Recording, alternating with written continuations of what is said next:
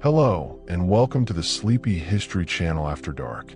Tonight we're drifting off into the life and history of Jesse Jackson and how he became one of the most prominent civil rights leaders of the late 20th and early 21st centuries. Let's dive in. There is a street in Greenville, South Carolina, called Haynie Street. It is an ordinary street in many ways. Modest houses, modest lives, the kind of place that doesn't make it on maps that tourists carry. But from that street, from a small home in a small corner of the American South, came one of the most consequential voices in the history of this nation. This is the story of Jesse Jackson, a man born into a world that told him he would amount to very little, and who spent the rest of his life proving that world wrong. Jesse Louis Jackson was born on October 8th, 1941, in Greenville, South Carolina. He was not born into ease or privilege. His mother, Helen Burns, was just 16 years old when she gave birth to him, and his biological father, Noah Lewis Robinson, was a 33-year-old married man who lived next door. Jesse was born into a world where the circumstances of a person's birth could define them, limit them, and follow them like a shadow. And in the deep, humid heat of the Jim Crow South, that shadow was doubled. Because Jesse Jackson was a black child born into a country that had not yet decided whether black lives truly mattered at all. In those earliest years, Jesse was raised primarily by his grandmother, Matilda. She was the kind of woman who anchors a family, steady, warm, and deeply rooted. It wasn't until Jesse was about 13 years old that his mother's husband, a quiet and hardworking postal worker named Charles Henry Jackson, began to step more fully into the role of father. And when Jesse was 15, Charles Jackson formally adopted him, giving the boy his surname, the name he would carry into history. Jesse Burns became Jesse Jackson, but the world that young Jesse grew up in was not a gentle one. From the time he could walk, he was taught the brutal geography of segregation. He learned that certain water fountains were not for him, certain bus seats were not for him, certain restrooms, certain library shelves, certain dreams, these things were not for him. The schools he attended were segregated, separate, and most certainly unequal. He would later recall that his black elementary school had no grass in its yard.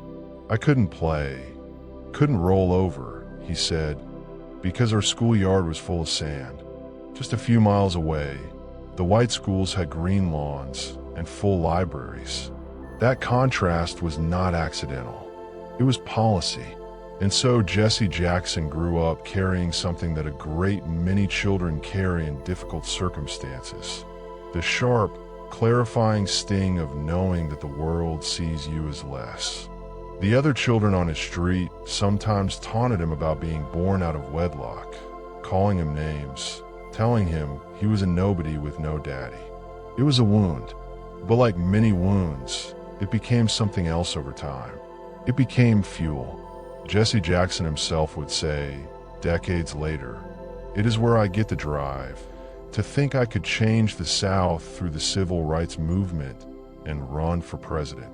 The very things that were meant to diminish him became the engine of his ambition. For a long time, young Jesse accepted the world as it was handed to him. He sat at the back of the bus. He stepped aside when white adults passed. He used the colored fountain. These were not choices he made freely.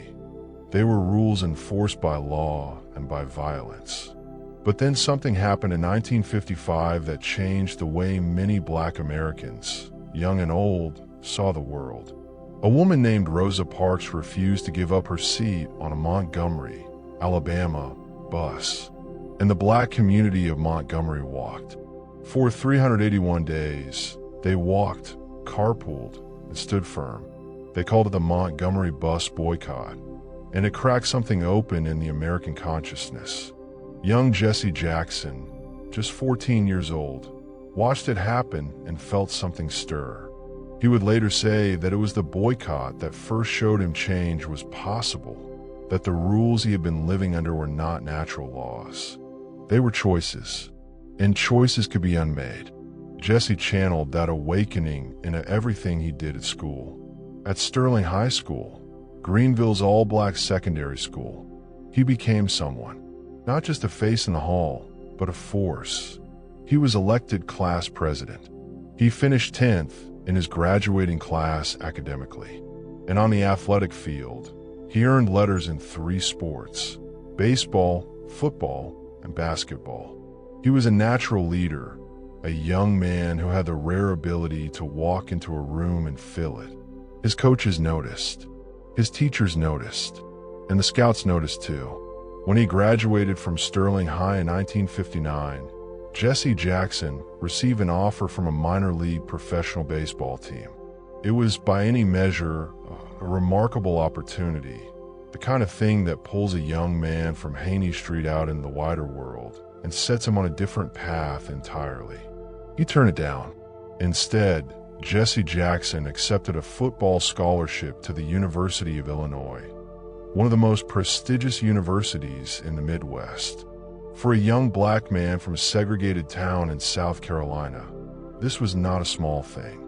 It was an enormous leap, and yet, from his very first days on that campus in Champaign, Illinois, he found that the segregation he had hoped to leave behind had followed him north.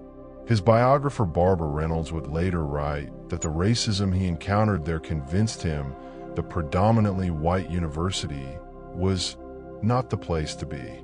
He had assumed that crossing the Mason-Dixon line would mean crossing into a different kind of America. What he found instead was that discrimination wore different clothes in the North, but carried the same heart. After 1 year at Illinois, Jesse Jackson made a decision that would change everything.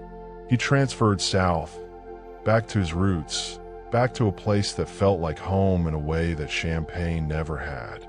He enrolled at North Carolina Agricultural and Technical College, known simply as A&T, a historically black university in Greensboro, North Carolina. And Greensboro, in 1960, was not a quiet place. It was a city on fire with purpose. Just months before Jackson arrived on that campus, 4 black students from A&T had walked into the Woolworth's lunch counter on South Elm Street and sat down. They were refused service. They stayed anyway. And the next day, more students came. And the day after that, more still. The Greensboro sit-ins became one of the defining moments of the early civil rights movement, a spark that lit a prairie fire of nonviolent protest across the American South. Jesse Jackson stepped into this world and felt, perhaps for the first time in his life, that he was exactly where he was supposed to be, at A&T. He played quarterback on the football team, earning a reputation for cool leadership under pressure. He was elected student body president, and he began attending meetings of the local chapter of the Congress of Racial Equality, an organization committed to fighting segregation through nonviolent direct action. He was not a bystander in the movement taking shape around him. He was walking into it, eyes open, ready. And the summer of 1960 brought his first real test. He was home in Greenville, home on Haynie Street, back in the city that had shaped him, when he joined 7 other young black men and women in a sit-in at the Hughes Main Library. The library, which served the public of Greenville, did not serve its black residents. They were not permitted inside. So Jackson and his companions walked in and sat down. They were arrested. The charge, almost laughably unjust, was disorderly conduct. Jackson's pastor paid their bond, but the arrest left its mark, and it left its mark on Greenville too. In the aftermath of the protest, a legal threat loomed over the city's segregated library system. By September of that year, the libraries of Greenville were reopened, and they were integrated. It was a small victory in a long war. But Jesse Jackson had learned something essential that summer, that going to jail for dignity was not shameful. It was liberating, and he would carry that lesson with him for the rest of his life. When Jesse Jackson arrived at North Carolina A&T in the autumn of 1960, he stepped into a world that was already on fire with possibility. The Greensboro sit-ins had happened just months before. Four young black men from that very campus had walked into Woolworth's lunch counter on February 1st of that year, sat down, and refused to leave. They were refused service. They stayed anyway. And by the time the sit-in movement spread across the South, more than 50,000 people in dozens of cities had joined them in protest. Jesse Jackson had not been there for that first moment, but he arrived in its wake, and he felt the heat of it all around him. The campus at A&T had a different energy than the University of Illinois. It was not that one was better or worse than the other. They were simply different worlds. At Illinois, Jackson had been a young black man in a largely white institution, told, by some accounts, that someone who looked like him would not be allowed to play quarterback. At A&T, he was exactly where he was supposed to be. He lined up behind center as the starting quarterback on the football team. No one there would tell him he couldn't throw the ball. He became a student body president. He earned his letters in the classroom as well as on the field, and he dove into the demonstrations taking place just off campus with the same intensity he brought to everything else he did. Greensboro in those years was not simply a college town. It was a battleground. Jesse Jackson led protest marches to integrate local businesses, organize students, and spoke publicly with a voice that was already beginning to take on the cadence and authority that would one day fill stadiums and convention halls. One of those marches led him, and a group of students, to the steps of Greensboro's City Hall. The demonstration escalated. Jackson was arrested and charged, not with trespassing, not with disturbing the peace, but with the more serious charge of inciting a riot. He found himself, once again, on the wrong side of a jail cell. And once again, he did what people of conscience sometimes do in jail. He wrote. He composed what he titled A Letter from a Greensboro Jail, a deliberate echo of the famous letter Dr. Martin Luther King Jr. had written from a Birmingham jail just months before. It was a young man's tribute to a great man, but it was also a statement of his own identity. Jesse Jackson was not merely following a movement. He was becoming a voice within it. It was also during these years at A&T that Jesse Jackson's personal life began to take the shape it would hold for decades. He met a fellow student named Jacqueline Lavinia Brown. She was bright, grounded, and clear-eyed. The kind of person who could see through the noise and bravado of campus life to something steadier and more real. Jesse was drawn to her. She was drawn to him. They married in 1962 while he was still a student, and the two of them would build a family together that would ultimately number 5 children. Jacqueline Jackson would spend the decades ahead raising those children largely on her own, because the man she had married was very rarely home. The movement did not keep office hours. It did not pause for dinner or bedtimes or quiet evenings. Jesse's wife understood this, and she shouldered it. And in her own way, she was as central to his work as anyone who marched beside him. Jesse Jackson graduated from North Carolina A&T in 1964 with a degree in sociology. He was 22 years old, married, soon to be a father, and burning with a sense of purpose that had not yet found its fullest expression. He enrolled at the Chicago Theological Seminary, drawn north by the city that would become his permanent home. Chicago, with its towering skyline and its sprawling, segregated neighborhoods, its black South Side, and its deep political machinery. He studied theology, he read broadly, and he organized seminary students around the cause of civil rights with the same natural authority he had always possessed. But he was not yet standing at the center of the story he would eventually inhabit. That changed on March 7th, 1965. On that afternoon, a column of peaceful marchers set out from Brown Chapel AME Church in Selma, Alabama.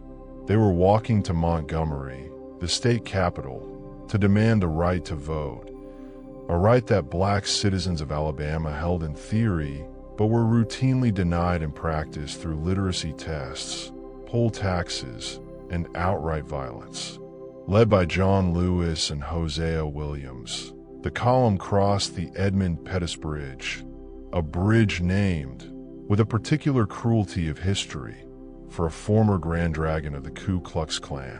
What waited for them on the other side was not the open road to Montgomery.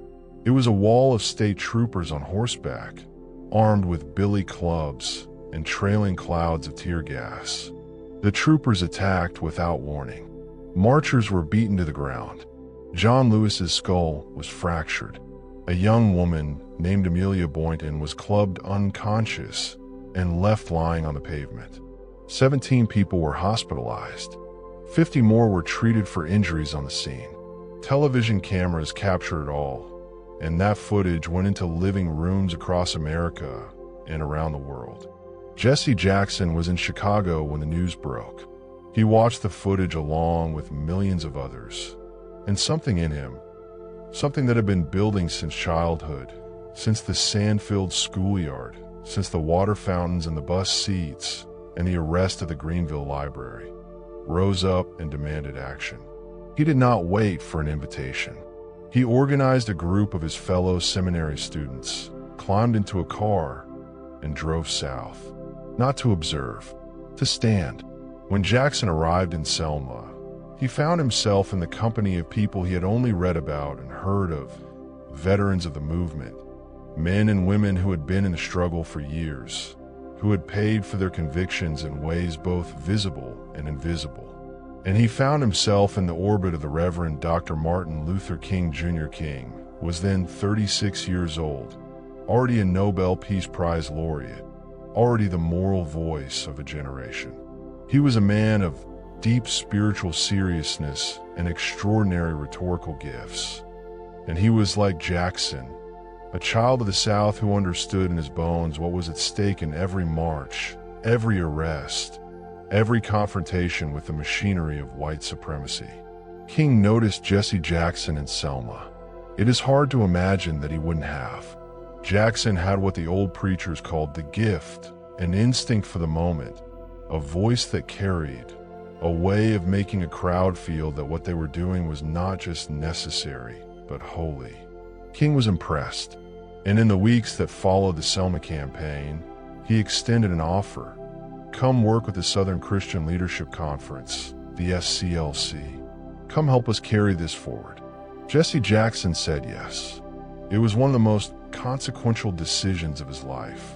The SCLC was King's organization, built on the bedrock of the Black church and dedicated to nonviolent direct action. Its campaigns had helped produce the Civil Rights Act of 1964, and now, in the spring and summer of 1965, the pressure it helped generate in Selma was bearing fruit. President Lyndon Johnson went before Congress in March of that year and delivered what many consider the most powerful civil rights address ever given by an American president. "We shall overcome," Johnson said, borrowing the words of the movement itself. And within months, the Voting Rights Act of 1965 was signed into law. It was a landmark achievement, the result of years of organizing, sacrifice, and suffering by thousands of people. Jesse Jackson had played a small but real part in pushing it across the finish line. And now, as a new member of the SCLC, he was ready to build on it. King had a specific assignment in mind. Chicago, the great northern city where Jackson had been studying, was a place the SCLC had not yet seriously engaged. The segregation there was different from the South's. It was not written in a law but baked in a housing policy, hiring practices, and a democratic political machine that served black residents just enough to keep them voting but never enough to truly liberate them. King wanted to change that, and he believed Jackson, with his ties to Chicago and his raw organizational talent, was the person to help lead the effort. King dispatched Jackson to Chicago to build a chapter of a program called Operation Breadbasket. The concept was elegant in its simplicity. Used the collective economic power of black churches to pressure companies doing business in black communities to hire black workers. If a grocery chain took black customers' dollars but refused to employ black people, Operation Breadbasket would organize those customers to stop spending there and simultaneously offer the company a path forward through negotiation rather than confrontation. It was economics as civil rights. It was the movement wearing a business suit. Jackson threw himself into the work with characteristic energy. He was 24 years old. He had a seminary education, a gift for speaking, and an instinct for organizing that seemed almost innate. He reached out to black ministers across Chicago, building coalitions, hosting meetings, making the case that the fight for dignity was not only about what happened at a lunch counter or on a bridge in Alabama. It was also about who got hired, who got promoted, and who got to feed their family with a living wage. Operation Breadbasket in Chicago began negotiating with businesses, and it began to win. The results, even in those early months, were striking. Under Jackson's leadership, the Chicago chapter of Operation Breadbasket secured agreements with a series of companies to hire black workers in the grocery industry, in the banking sector, in consumer goods. Thousands of jobs began to open up. Within a few years, the program would be credited with securing more than 2,000 new jobs worth $15 million a year in wages flowing into the black community. Dr. King, watching from afar, said of Jackson at an Operation Breadbasket meeting in 1968, "We knew he was going to do a good job, but he's done better than a good job." It was the highest of praise from the greatest of men. And Jesse Jackson, the child from Haynie Street who had been told he was a nobody, was only just beginning. Memphis, Tennessee, April 3rd, 1968. The city was tense. Sanitation workers, nearly all of them black men, had been on strike for weeks. They were tired of working for poverty wages, tired of being sent home without pay when it rained, tired of watching two of their colleagues, Etchall Cole and Robert Walker, be crushed to death in a garbage truck whose safety equipment the city had never bothered to repair. Their sign said simply, "I am a man," for words that should not have needed to be said, for words that, in 1968 America, still did. Martin Luther King Jr. had come to Memphis to stand with them. He had been weary in those final weeks, burdened by surveillance, by internal tensions within the movement, and by the enormous weight of what he was building. A poor people's campaign that would bring the dispossessed of all races to Washington, D.C. to demand not just civil rights, but economic justice. It was, in many ways, the most ambitious thing he had ever attempted. And it was the reason that King, on the night of April 3rd, stood at the Mason Temple in Memphis and delivered what would become known as his "I've been to the mountaintop" speech, a sermon of almost unbearable beauty and premonition. "I've seen the promised land," he told the crowd. "I may not get there with you, but I want you to know tonight that we, as a people, will get to the promised land." Jesse Jackson was in Memphis that night. He was 26 years old, and he had been summoned there by King himself, called to come from Chicago, where he had been running Operation Breadbasket with such drive and success that King had recently praised him before a crowd of thousands, saying no one in the movement could be more effective. But King had also rebuked him in those final weeks, had told him plainly and firmly that he needed Jackson to work as part of the team, not as a force unto himself. It was the kind of correction that only a mentor gives, and only a mentee who matters receives. Jackson had been stung by it. He had told King, quietly, "Everything's going to be all right." King had looked at him and said everything was not going to be all right unless they all worked together toward a common vision. They had not yet fully reconciled when King called him to Memphis. The afternoon of April 4th arrived with the particular ordinariness of a day that does not know what it is about to become. The SCLC staff had been rehearsing freedom songs. They were supposed to go to dinner at the home of a local reverend. King stepped out onto the balcony of room 306 at the Lorraine Motel. Jackson was in the parking lot below, looking up. The two men exchanged a few words in the easy, teasing way of people who know each other well. King looked down and called to the musician Ben Branch, standing nearby. "Please play Precious Lord, Take My Hand for Me Tonight. Play it real pretty." They were among the last words he ever spoke. Then came a shot. A single bullet, fired by a white drifter named James Earl Ray from a rooming house across the street, struck King in the neck. He fell backward onto the balcony. The world, in that instant, cracked in two, the world before and the world after. What happened in the next minutes and days would follow Jesse Jackson for the rest of his life. He rushed forward, joined the others who scrambled to King's side. King was taken to St. Joseph's Hospital, where surgeons labored for an hour before the 39-year-old Nobel laureate was pronounced dead. Jackson, in the hours that followed, wore a turtleneck that he said was stained with King's blood. He flew back to Chicago and appeared in memorial service before the city council wearing that shirt, telling the assembled audience, "I come here with a heavy heart because on my chest is the stain of blood from Dr. King's head." He gave interviews. He spoke to the nation.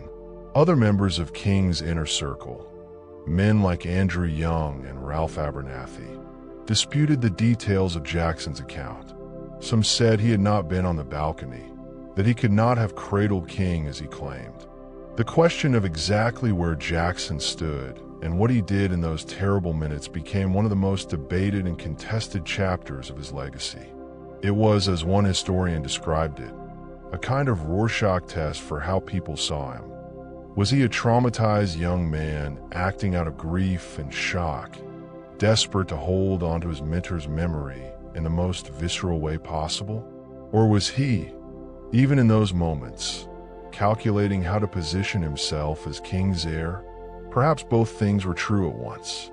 Perhaps grief and ambition, in a man as complex as Jesse Jackson, were never entirely separable. What is beyond dispute is that after April 4th, 1968, Jesse Jackson stepped into a void. The civil rights movement had lost its greatest voice, its moral center, the man who had held the whole complicated enterprise together by sheer force of spirit and example.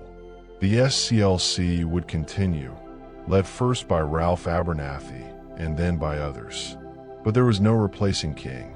There was only the question of what came next, and who would help lead the way there. Jackson threw himself back into his work with an intensity that bordered on the feverish. Operation Breadbasket continued to grow under his leadership. He was ordained as a Baptist minister in 1968, the formal credential to go alongside the calling he had always carried. He hosted weekly Saturday morning meetings on Chicago's South Side that became something between a church service and a political rally, complete with a jazz band, a choir, white and black political leaders sharing the stage, and Jackson at the center of it all, preaching and organizing and exhorting. The crowds that came were enormous. People sat in the aisles. They lined the walls. The city took notice. But tension was building within the SCLC. Jackson's style, bold, independent, given to large gestures and national visibility, chafed against the more collective structure that King's successors were trying to maintain. He was, even then, what he would always be, a man who moved at his own velocity, pulled forward by his own vision, sometimes brilliant, sometimes infuriating, always larger than the frame that others try to put around him. The SCLC's new president, Ralph Abernathy, grew increasingly frustrated with Jackson's tendency to operate outside the organization's formal channels. The breaking point came in December 1971, when Abernathy suspended Jackson over questions about the handling of funds from the annual Black Expo, a trade fair Jackson had created to connect Black-owned businesses with major corporations, and which had become one of the most significant economic showcases for Black entrepreneurship in the country. Jackson refused to accept the suspension. He resigned from the SCLC entirely, and nearly his entire staff and 30 of the 35 board members went with him. Time magazine that year had already put Jackson on its cover as one of the most important voices in Black America. And now, standing outside the institution that had formed him, he was ready to build something of his own. On December 25th, 1971, Christmas Day, Jesse Jackson launched a new organization. He called it Operation Push, People United to Save Humanity. The choice of Christmas as the founding date was not accidental. Jackson was a minister, after all, and he understood the power of symbol and occasion. He announced the founding at the Metropolitan Theater on Dr. Martin Luther King Drive in Chicago's Bronzeville neighborhood. The crowd that came was enormous. People sat in the aisles, lined the walls, made the sidewalk outside impassable. A reporter from the New York Times described Jackson arriving in a blue vest and checkered shirt, conducting a spirited 4-hour meeting that crackled with energy and purpose. "We must picket, boycott, march, vote," Jackson told the crowd, "and when necessary, engage in civil disobedience." Operation Push picked up almost exactly where Operation Breadbasket had left off, negotiating with major corporations to hire Black workers, threatening boycotts when companies refused, and building coalitions between Black ministers, Black business owners, and Black consumers. The economic model was the same. Use collective purchasing power as leverage, but the scope of Push was broader. Jackson intended it to operate nationally, not just in Chicago. He intended it to speak not only to the question of jobs, but to the questions of housing, education, healthcare, and political power. He had watched King build something that stretched from church to courthouse to the halls of Congress, and he wanted to build something that could reach just as far.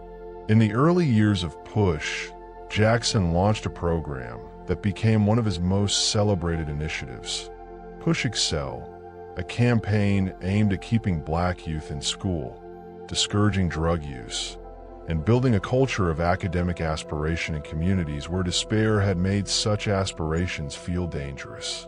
The program asked young people to sign a pledge, written, concrete, personal, committing to study 2 hours every night. It asked parents to monitor their children's schoolwork and attend school meetings. It engaged teachers and administrators as partners rather than adversaries.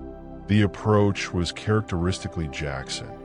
More than a program, it was a movement within a movement, an appeal to personal dignity and communal responsibility wrapped in the language of the church. Push Excel spread to cities across the country. It caught the attention of President Jimmy Carter's administration, which became one of its major funders. It put Jesse Jackson on the national stage in a new way, not simply as a protest leader, but as a practical problem solver, a man with a plan for how to lift up the generation that was growing up in the shadow of all the battles that had already been fought. By the close of the 1970s, Jesse Jackson had built something remarkable. He had survived the most devastating loss of his life, the death of the man who had shaped him, and he had found a way forward that was entirely his own. He had built an organization. He had preached in the streets and in the boardrooms. He had spoken for the poor and the dispossessed with a voice that had grown, over the years, into one of the most recognizable and compelling in American public life. The boy from Haynie Street who had been told he was a nobody had become, by any measure, somebody. But he was not finished, not by a long way. By the early 1980s, Jesse Jackson had become something that is difficult to manufacture and impossible to fake: a presence. When he walked into a room, people turned. When he spoke, crowds leaned forward.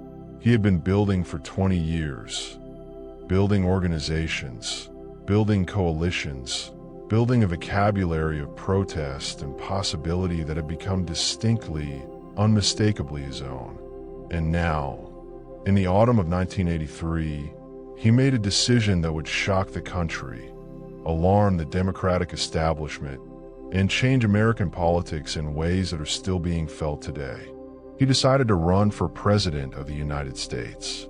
The announcement came in November of 1983, and it landed with the force of something genuinely new. There had been one black candidate at the national level before, Congresswoman Shirley Chisholm, who had run for the Democratic nomination in 1972 with courage and conviction, and had been largely dismissed by the party machinery for her trouble. Jesse Jackson was different.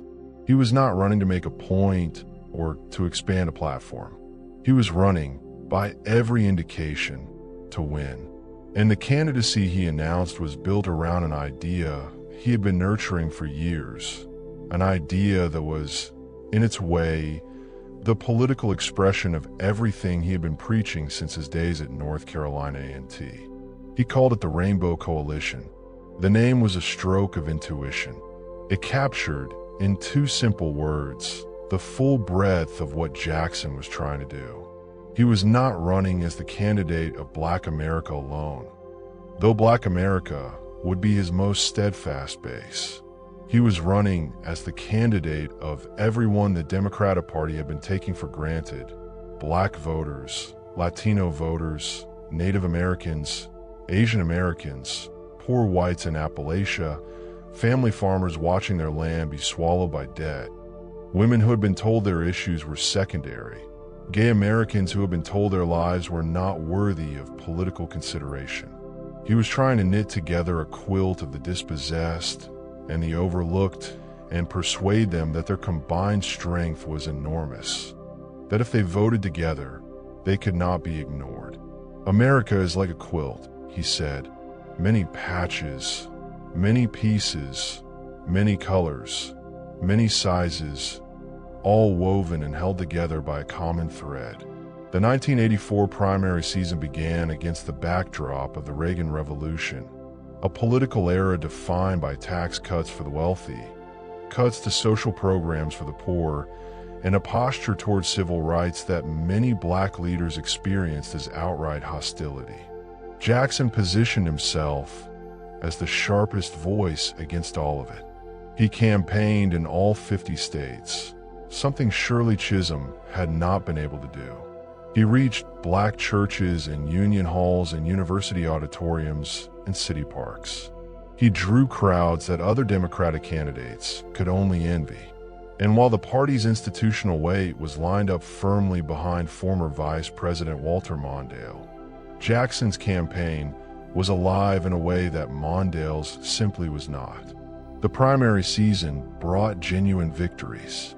Jackson won 5 primaries and caucuses: Louisiana, the District of Columbia, South Carolina, Virginia, and 1 contest in Mississippi, becoming, in doing so, the first African-American candidate in history to win a major party state primary.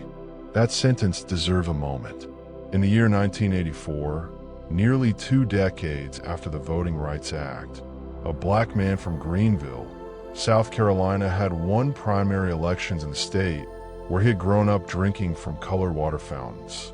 History does not always move in straight lines, but sometimes it moves. Still, the campaign was not without its wounds. In January 1984, a conversation Jackson had thought was private found its way into a Washington Post article. He had referred to Jewish Americans with a slur and to New York City as Haynie Town, remarks that were ugly, that caused deep and legitimate pain, and that followed him for the rest of the campaign. He apologized repeatedly and at length, before an audience that included representatives of Jewish civil rights organizations. But the damage lingered. It was the most damaging self-inflicted moment of his political life, and it cost him support he might otherwise have held. Jackson would spend years trying to repair his relationships with Jewish leaders, with mixed success. When the primary season ended and Mondale secured the nomination, Jackson went to San Francisco for the Democratic National Convention. He had been given a primetime speaking slot, a recognition of the movement he had built and the millions of votes he had earned. On the night of July 17, 1984, he stood at the podium of a major party convention as a presidential candidate, the first African American ever to do so, and delivered a speech that was ranked in a subsequent survey of leading scholars as the 12th greatest American political speech of the 20th century. He spoke of the nation as a rainbow. He spoke of a perfect mission in an imperfect party. He spoke of feeding the hungry, housing the homeless, teaching the illiterate, providing jobs for the jobless. And near the end, he addressed the stumbles and the controversies and the wounds, including, obliquely, his own. "If, in my low moments," he said, his voice dropping to something quieter and more tender than his usual thunder, in word, deed, or attitude, through some error of temper, taste, or tone, I have caused anyone discomfort, created pain, or revived someone's fears, that was not my truest self. He paused. Charge it to my head and not to my heart.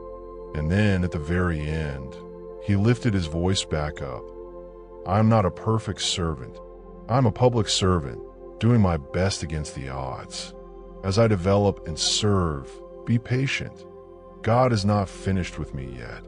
The hall erupted. People wept. And a man who had finished third in the Democratic primary walked off that stage, having delivered one of the most memorable addresses in the history of American political conventions. Mondale and his running mate, Geraldine Ferraro, the first woman ever nominated for vice president by a major party, went on to lose the 1984 general election to Ronald Reagan in one of the most lopsided defeats in American electoral history. Reagan won 49 states.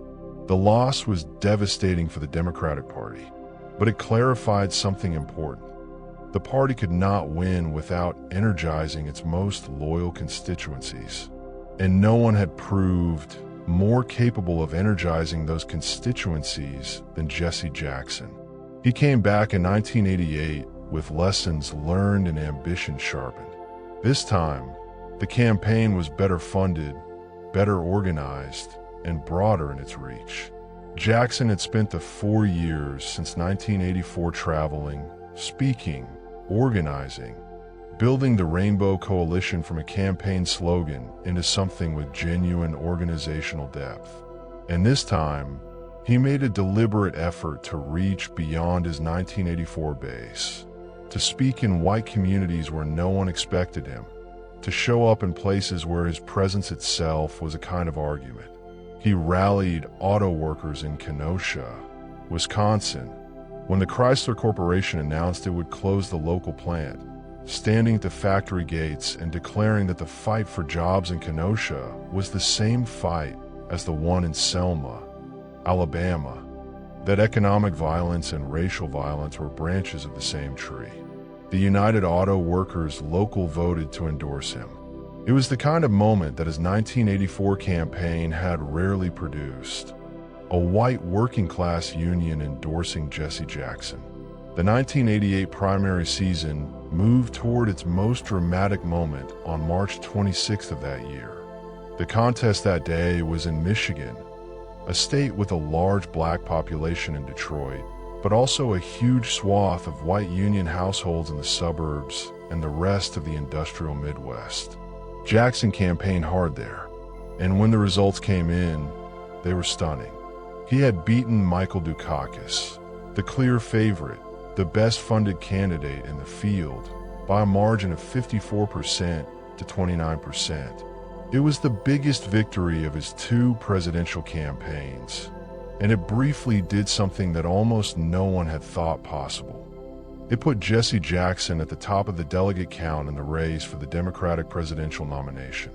For a few days in late March 1988, the son of an unmarried 16-year-old from Haynie Street, Greenville, South Carolina, was the frontrunner to become the presidential nominee of the Democratic Party of the United States. The reaction inside the party was something close to panic. Democratic pollster Paul Maslin told the New York Times, "The party is up against an extraordinary endgame. If this guy has more convention votes than anyone else, how can we not nominate him? But how can we nominate him?" The whispers were barely concealed. Party insiders and elected officials were terrified, not simply of Jackson himself, but of the general election matchup. Polls showed Jackson running far behind the likely Republican nominee, Vice President George H.W. Bush, in a head-to-head race. The fear was existential, that nominating Jackson would hand the Republicans a victory of Reaganite proportions and perhaps fracture the Democratic coalition beyond repair. What followed was complicated and, for Jackson, ultimately painful. His momentum was stalled by a decisive loss in the Wisconsin primary, where, as one of his advisors later put it, people would have voted for Jesse but didn't want him to be the nominee because they didn't think he could win. Dukakis's message of competence and steadiness proved more durable in the long run than the electric energy of Jackson's rallies. By the time the convention gathered in Atlanta in July, Dukakis had secured the nomination, and Jackson, who had finished a strong second with nearly 7 million votes, found himself once again at the podium but not on the ticket. He had quietly sought the vice presidential nomination, had made clear, through channels, that he was interested. Dukakis chose Texas Senator Lloyd Bentsen instead, informing Jackson of the decision the day before the announcement. The slight was felt keenly, and 1,000 delegates who had followed Jackson to Atlanta made their feelings known. But Jackson, in the end, urged his supporters to unite behind Dukakis, placing the party's need above his own wounded pride. And even in defeat, he won.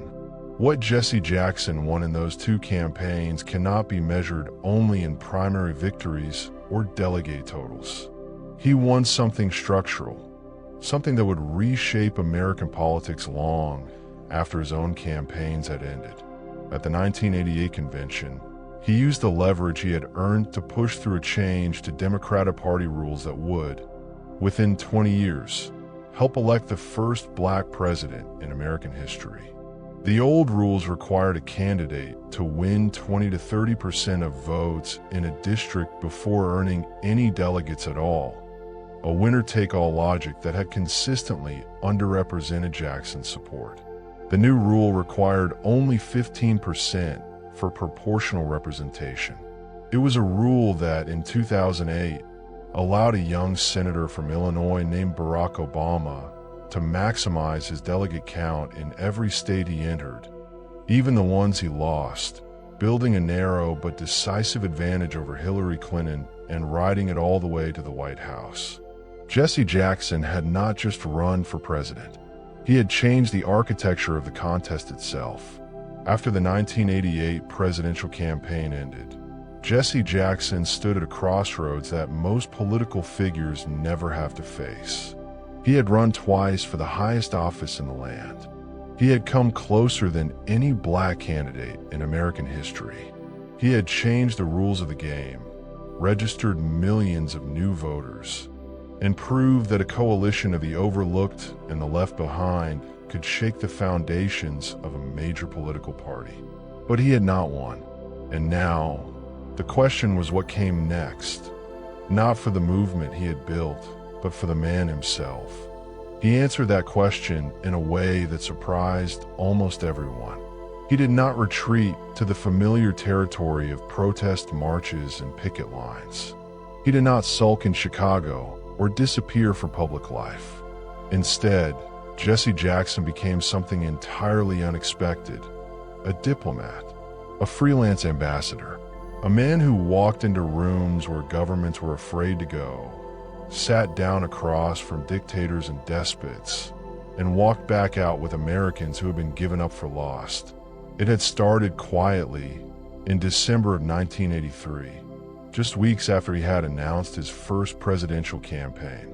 A United States Navy pilot named Lieutenant Robert Goodman Jr. had been shot down over Syrian-controlled Lebanon while on a bombing mission. His co-pilot, Lieutenant Mark Lang, had been killed in the crash. Goodman survived, was captured by Syrian soldiers, and was being held in a military compound at Damascus. The Reagan administration had made the obligatory diplomatic noises, but no one had been able to secure his release. The situation had hardened into a standoff. Jackson decided to go himself. He cabled Syrian President Hafez al-Assad directly, asking for a meeting. When Assad failed to respond, Jackson did not wait. He boarded a plane, flew to Damascus, and worked his way methodically through the maze of Syrian bureaucracy, lower officials, middle officials, senior officials, until he finally secured a face-to-face meeting with Assad himself. He made his appeal on humanitarian and religious grounds. He told the Syrian leader that holding a pilot who had been following orders served no one, and that releasing him would be an act of dignity and mercy that the world would notice. Assad listened, and on January 3rd, 1984, Lieutenant Robert Goodman walked free, escorted home by Jesse Jackson on a flight that landed in the United States to a reception that even the Reagan administration could not ignore. President Reagan, who had publicly doubted that the mission would succeed, stood alongside Jackson in the White House Rose Garden to welcome Goodman home. It was an extraordinary image, the president and the protest leader, side by side, sharing a moment neither had expected. Later that same year, Jackson turned south and west. He traveled to Cuba, to Havana, where Fidel Castro had ruled for 25 years behind an American trade embargo and a wall of mutual hostility.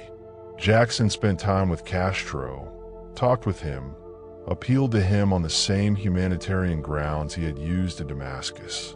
When he left Cuba, he brought with him 48 Cuban and Cuban-American prisoners who had been languishing in Castro's jails. 48 people who came home because Jesse Jackson had knocked on a door that American foreign policy kept locked. It was a pattern he would repeat again and again across the decades that followed. In 1990, when Saddam Hussein invaded Kuwait and took hundreds of Western civilians hostage, holding them, he announced with chilling bluntness, as human shields to deter any military response. Jackson once again went where governments could not. He flew to Baghdad, secured a 4-hour private meeting with Saddam Hussein, and emerged from that compound with a plane full of people who had been living in terror. He walked down the jetway, carrying a small British boy named Stuart Lockwood, the same child the world had watched on television, as Saddam patted his head and asked if he was getting enough milk, while the boy stared at the camera with barely concealed fear. Jackson carried that child in his arms. When the plane landed, one of the freed Americans, a crusty 76-year-old Texan named Lloyd Culbertson, looked at the cameras and said simply, "But for the grace of God and Jesse Jackson, we wouldn't be here." In total, over the course of his career as an unofficial diplomat, Jesse Jackson negotiated the release of more than 200 Americans and other Westerners from captivity in foreign countries. From Cuba to Syria, from Iraq to Yugoslavia, from Liberia to Gambia, he went places that the State Department either could not reach or would not try. The Reagan administration was irritated by his missions. The Bush administration was skeptical. Even the Clinton administration, which was warmer toward Jackson, watched his freelance diplomacy with a mixture of gratitude and discomfort. But the hostages came home, and that was, in the end, the only measure that mattered. Meanwhile, back in the United States, Jackson's domestic work was entering a new and sophisticated phase. In 1990, the voters of the District of Columbia, a majority black city that had no voting representation in the United States Senate, elected Jesse Jackson as their shadow senator. It was an unusual and largely ceremonial title, created by the D.C. government as part of its long campaign to achieve full statehood and the representation that went with it. Jackson held the position for 5 years, from 1991 to 1996, during which time he lobbied Congress and drew attention to what he called the injustice of taxation without representation, a phrase with deep American resonance. 750,000 people living in the nation's capital paid federal taxes, served in the military, and obeyed federal law, while having no senator to vote for or call upon. It was, Jackson argued, a civil rights issue as old as the movement itself. He never succeeded in winning D.C. statehood. That battle would continue long after his shadow senatorship ended. But he had planted a flag, and the argument he made would echo through every subsequent effort to give the district its rightful place in American democracy.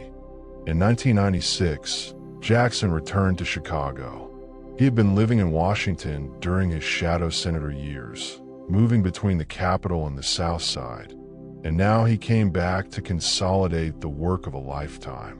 That year, he merged his two great organizations, Operation Push, which he had founded on Christmas Day, 1971, and the National Rainbow Coalition, born out of the 1984 presidential campaign, into a single entity. He called it the Rainbow Push Coalition. The combined organization established its national headquarters in the heart of Chicago's Bronzeville neighborhood, in a building on East 50th Street that became one of the most well-known addresses in Black American civic life. Its mission was broad: to protect and advance civil rights, to level the playing fields of economic and educational opportunity, and to promote peace and justice both at home and around the world. And then, in January of 1997, on the birthday of Dr. Martin Luther King Jr., chosen deliberately, with the poet's instinct for occasion that had always guided him, Jackson launched the Wall Street Project. It was one of the most audacious things he had ever attempted. He walked onto Wall Street, into the glass towers of American finance, and made the same argument he had been making to grocery store chains in Chicago back in 1966. You take the money of Black and minority Americans, and you owe them something in return. The Wall Street Project demanded that financial firms hire more Black and minority employees, promote them into senior leadership, name them to corporate boards, and direct capital toward minority-owned businesses.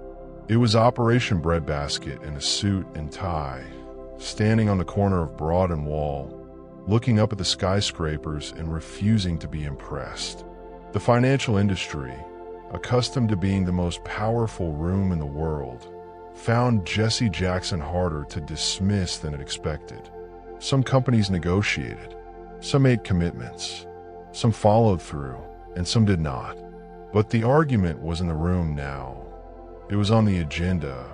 It was in the newspapers. It was a thing that had to be addressed rather than ignored. And as the decade ended and the 21st century began, Jackson turned his gaze westward, toward a new kind of power in a new kind of place.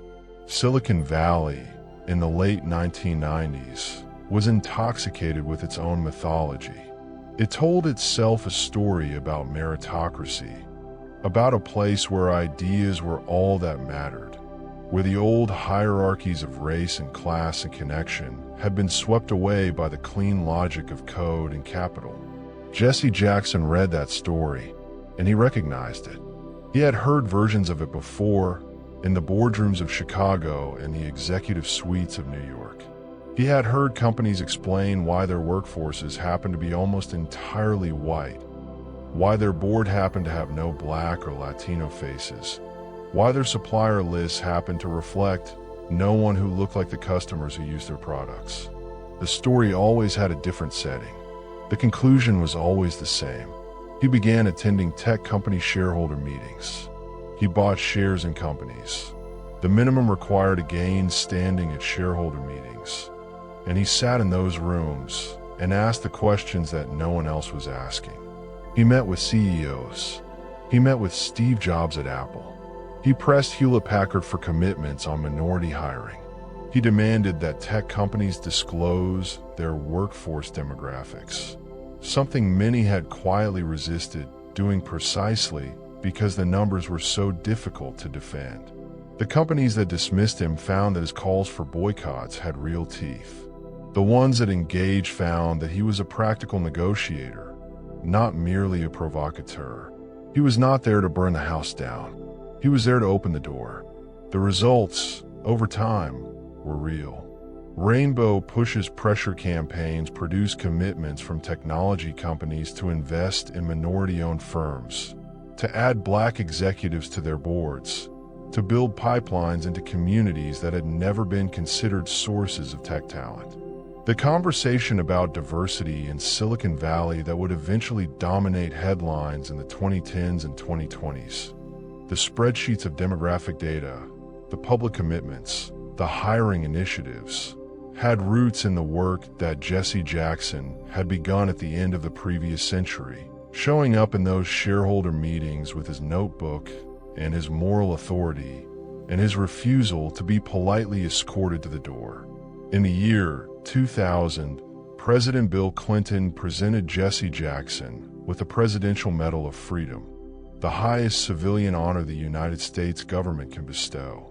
Clinton, who had once been described by journalists as petrified of a primary challenge from Jackson, had grown into something warmer and more genuine, a friend, an ally, a man who understood that the political landscape he navigated had been prepared, in significant part, by the campaigns Jesse Jackson had run and the movements he had built. Standing at the White House, accepting that medal, Jackson was 60 years old. He had been in the fight for 4 decades. He had negotiated with presidents and dictators and corporate titans. He had run for president twice.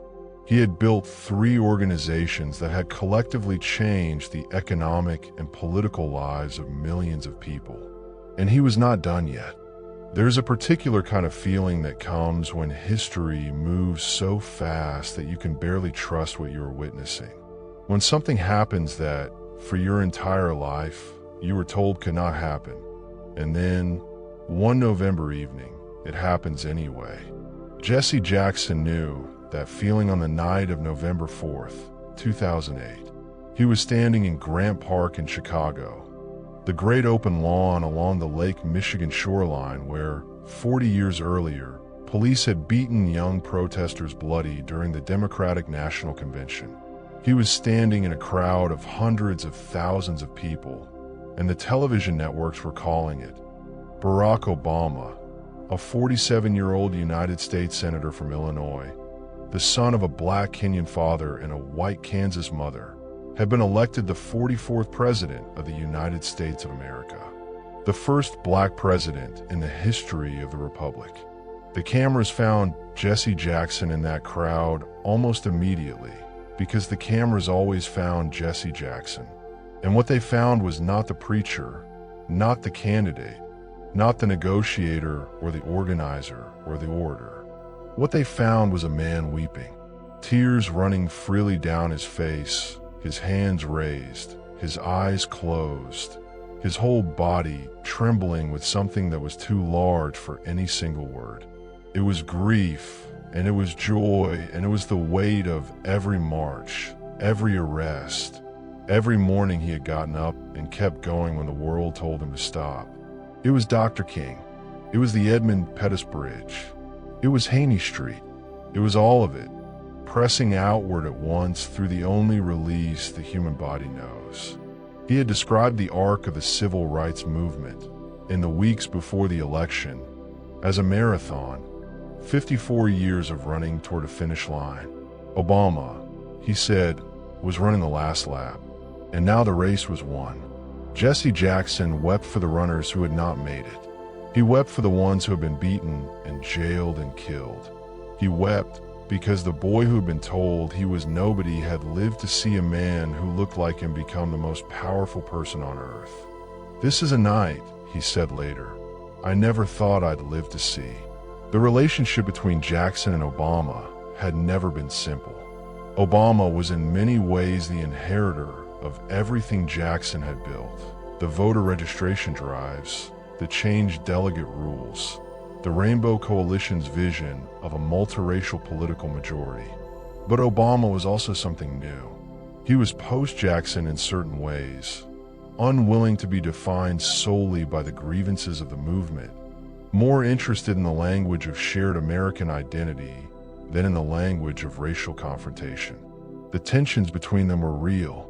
In the summer of 2008, a hot microphone at a Fox News studio had caught Jackson in an unguarded moment, criticizing Obama sharply, saying that the candidate had been talking down to black people in his speeches about personal responsibility and muttering something crude about what he'd like to do to Obama for it.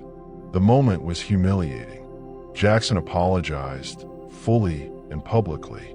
Obama's campaign said graciously that the matter was settled.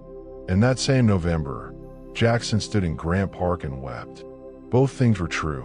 They always are, with complicated men. The years after Obama's election found Jackson in a new, and in some ways more difficult position. He had always defined himself in relation to power, as the voice of those the powerful had forgotten. For 8 years, one of the most powerful people in the world was a black man from Chicago. The movement was no longer knocking on the door of history. It was inside the house. And Jackson had to figure out what the outside agitator's role was when his own community son was sitting at the Oval Office desk. He kept going, the way he always had. He showed up in Ferguson, Missouri, in August 2014, after a white police officer shot and killed an unarmed black teenager named Michael Brown, and the streets of that city erupted in days of protest and unrest. Jackson was there, an 82-year-old movement in a man's body, walking among a new generation of activists who had grown up knowing his name more than knowing his work. He was not always welcomed unreservedly by the young organizers of Black Lives Matter, who sometimes viewed the old guard of civil rights leadership as too moderate, too willing to negotiate, too close to the Democratic Party that had so often promised and underdelivered.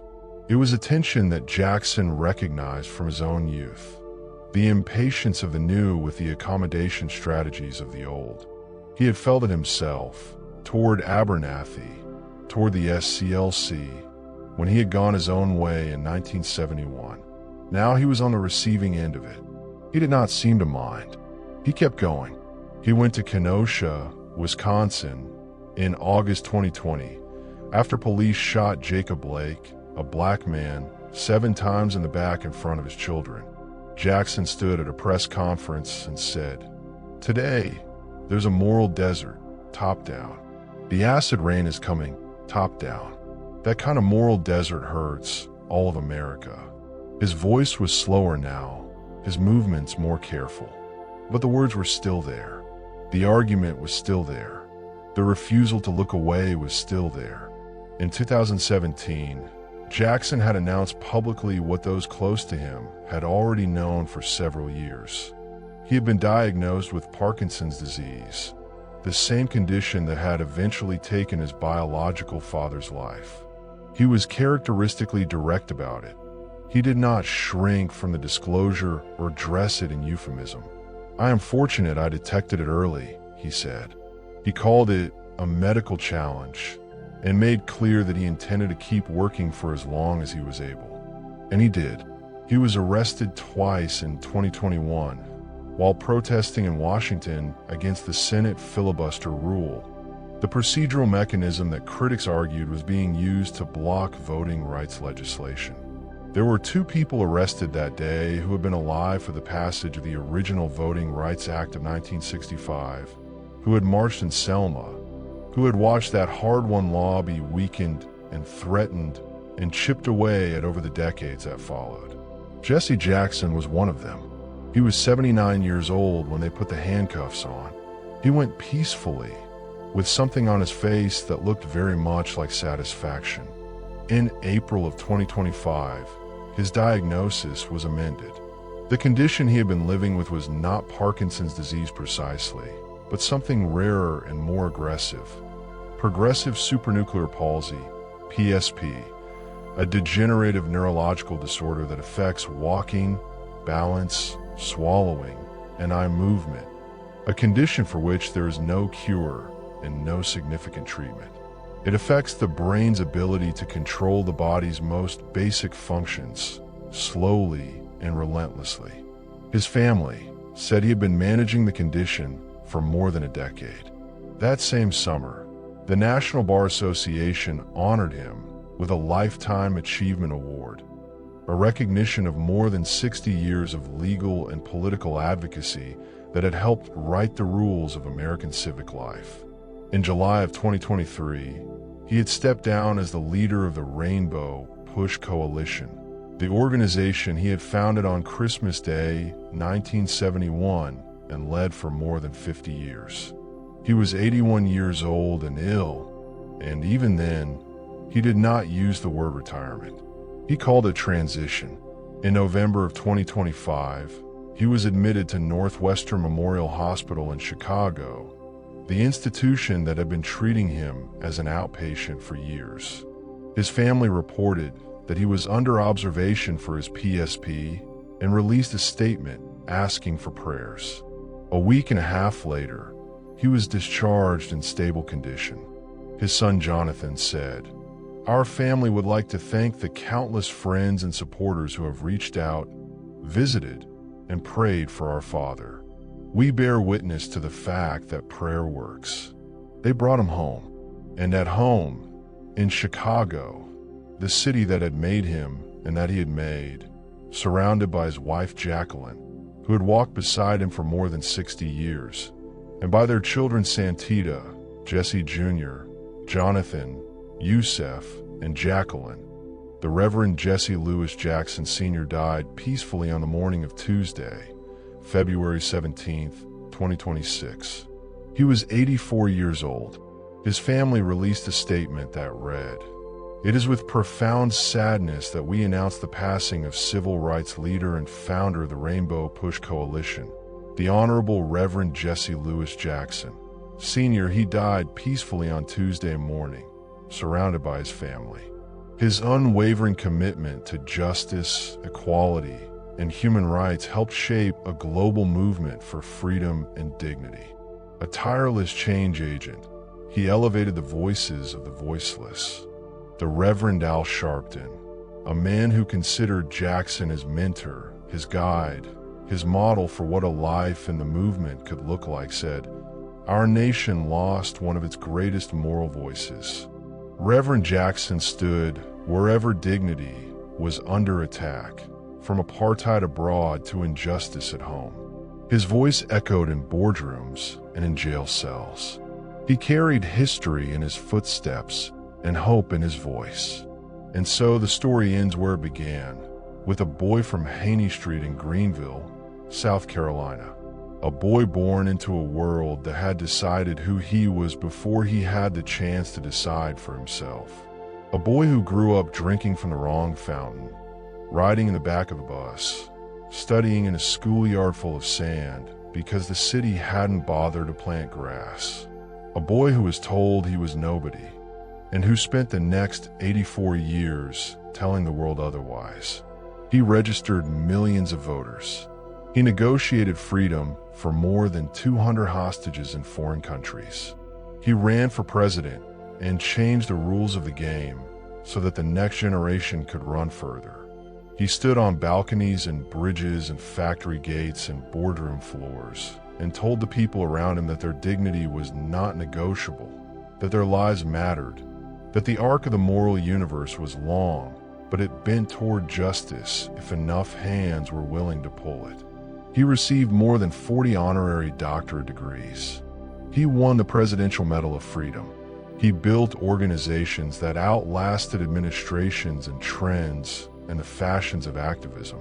He made himself indispensable, sometimes made himself infuriating, sometimes made himself the story when others thought he should step aside. He was complicated and large and contradictory and irresistible. He was, as the Reverend Sharpton said, a force of nature. Over the years, children in schools across America learned to recite the phrase, "Keep hope alive," the rallying cry he had made famous at the 1988 Democratic National Convention, for words that captured everything he believed about human possibility. He had said it first when he was a long shot. He had said it when he lost. He had said it when the news was bad and the path was unclear and the people around him had every reason to give up. He said it because he meant it. He said it because he had been saying some version of it his whole life, from the moment a small boy on Haynie Street decided that the world assessment of him was simply wrong. Keep hope alive, not as a slogan, not as a campaign strategy, but as a practice, a daily discipline, a refusal to let the darkness have the last word. Jesse Louis Jackson kept hope alive for 84 years. He kept it alive in jail cells and on picket lines and in the palaces of dictators and in the Democratic primaries and in the streets of Ferguson and on the floor of a congressional building in handcuffs at the age of 79. He kept it alive because he understood, in his bones and in his spirit, that hope was not a feeling. It was a choice. And every single morning, for more than 6 decades, he chose it. He is gone now, but the hope he kept, that belongs to us. This concludes our journey through the life and history of Reverend Jesse Jackson. Thank you for listening, and be sure and subscribe and turn on notification so you know when the next journey through history is ready to embark on. Thanks again, and have a good night.